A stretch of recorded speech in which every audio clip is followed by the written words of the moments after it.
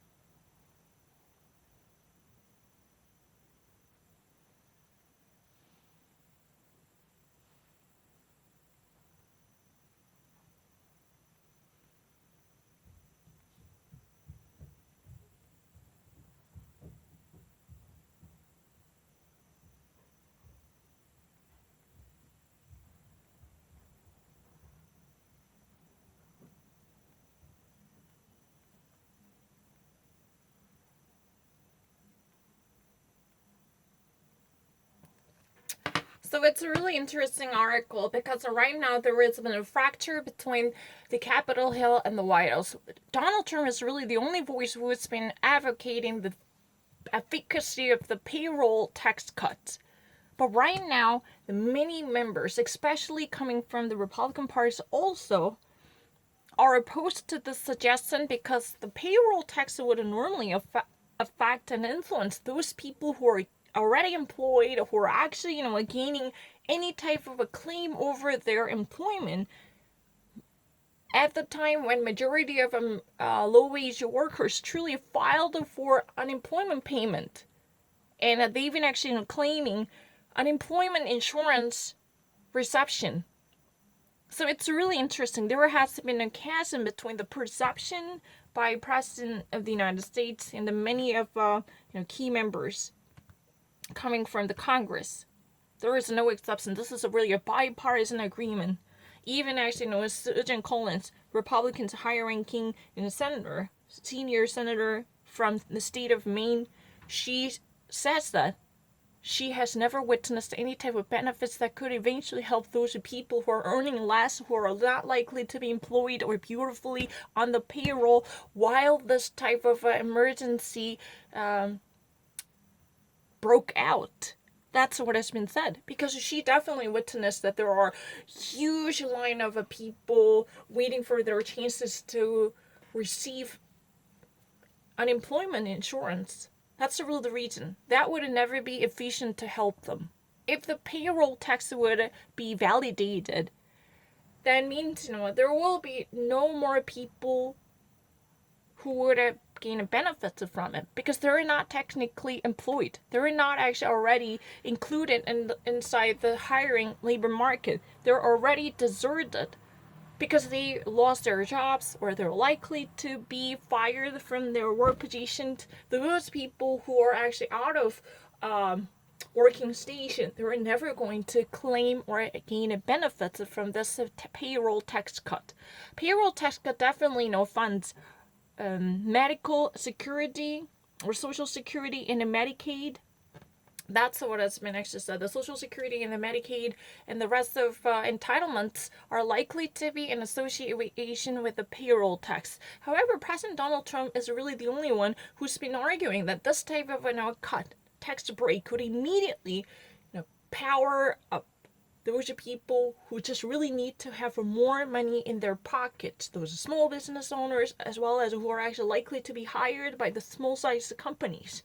Those mere wage earners who are likely to be as someone else's employment, and they just really need to actually claim more benefits. They just really need to actually gain a powerful profits falling from the uncle same once we actually grace the high burdening tax for them. This type of burdensome tax would be graced, then they can actually, enjoy this favorable conditions. That's his calculation. According to the estimation by the President Donald Trump, this type of a tax spree designating for those people who normally receive income by picking up the paycheck from their bosses would greatly gain profits and benefits falling from this. That's his estimation. But the problem is, even actually, when saying it's majority whip, technically he's a Senate number 2, right next to Mitch McConnell. John Thune actually, says that he would also not see the benefits, how this would actually fall out to definitely favor those people who are in need at this moment. Because many of the people at the time, once this disastrous emergency breaks out, they're likely to be not hired. That means once the America witnessed this, outbreak of the coronavirus, majority of people who could have been affected by this type of a stimulus package or debt relief could have already actually been out of their work.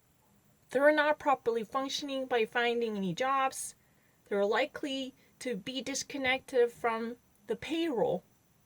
That means they're not actually already recruited by new agencies or new companies to be on someone else's payroll. That means they no longer pick up their paycheck as usual from their bosses. They've already actually got fired. They've already actually got pink slip. They've already got sacked. Now, there are opportunities much greater for them to be in touch with the unemployment. That's the calculation by the many of our Republican Party members. So this is really the bipartisan effort to oppose the president's proposal, which is really a pivot for President Donald Trump. President Donald Trump is really the only one who's been very much, enthused about the possibility. Because he believes that if this, payroll tax cut would be executed, then this would create such benefits that could beautifully enrich the pockets and wallet of the average folks in America. Because he just really wants to actually see those people who operate their business who are likely to be hired by the small-sized business entrepreneurs gain or at least win the windfall profits in the name of the payroll tax cut. Because, he just really needs to witness any type of tax cut that might be sufficiently maximizing or increasing the consuming purchase power of the United States. That's what he wants to do. Because he just really actually, kind of sees the probability, if more and more American at least, have a chance to minimize any type of a taxational burden, then they would like to cash in this type of a disposable income. But the problem is there is technically no income for so many of Americans at the time when this coronavirus has arrived in the shores of the United States. Right? Already a plethora of unemployed has dominated the America's heartland. That's really the case. It's really difficult to actually, visualize how many people would truly claim and receive the immediate benefits materialize in the form of the payroll tax cut. That's really the case. How many would it be granted an opportunity that would immediately boost one's own economy? That's really the case. It's really interesting to notice that how President Donald Trump wants to capitalize on this opportunity to empower his vocal supporters across the nation who are likely to be employed still. Yeah.